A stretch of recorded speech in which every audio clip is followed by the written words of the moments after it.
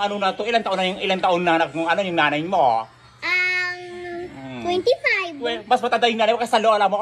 Itong batang to, parang gusto mo i-fight mo na ha. Nakakaloka kayo ha. Itong batang to, fight mo na. Yung lola niya, 23 years old. Tapos yung nanay niya, 25 years old. Meron mang ganun, mas matanda yung nanay kaysa sa lola. Alien ka, no?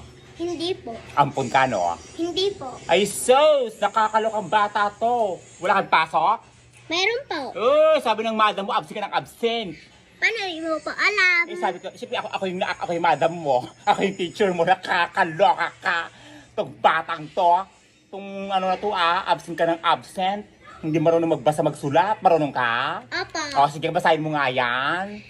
Fight muna. Fight muna. Sis, itong batang to, ang tatatanda na, hindi marunong magbasa. Nakakaloka. Akin na nga yan, ras ka.